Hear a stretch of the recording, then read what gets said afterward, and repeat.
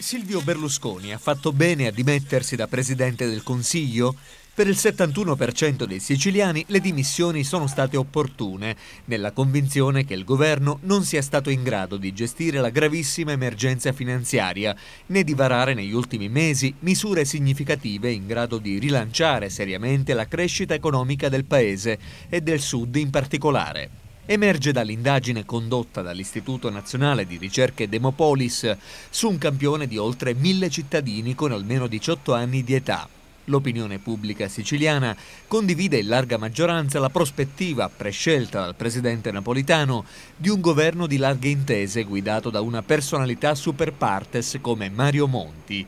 Il 65% dei siciliani ribadisce l'urgenza di un piano credibile e socialmente equo per la crescita economica del Paese e la riduzione del debito pubblico, nella convinzione che l'Italia non possa permettersi adesso i tempi di una campagna elettorale.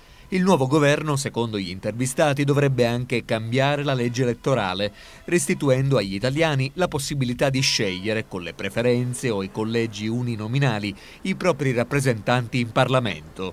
Nel borsino dei partiti, quotazioni in forte ascesa per l'astensione. In calo il PDL, al secondo posto ad un punto di distacco dal terzo polo, che aumenta il gradimento, mentre il Partito Democratico paga le incertezze regionali. Secondo Demopolis, se si fosse votato oggi in Sicilia per le politiche, oltre 3 elettori su 10 sarebbero rimasti a casa scegliendo il partito del non voto. Molti gli incerti e gli indecisi, tra i quali è cresciuta negli ultimi 3 anni la disaffezione verso i partiti e le istituzioni politiche. L'astensione penalizzerebbe oggi, in particolar modo il PDL, attestato al 25% ed ormai alla ricerca di un futuro oltre Berlusconi. Il Partito Democratico di Bersani, secondo l'indagine di Demopolis, otterrebbe invece il consenso del 20% dei siciliani, restando ancora penalizzato da una identità regionale troppo frammentata e incerta.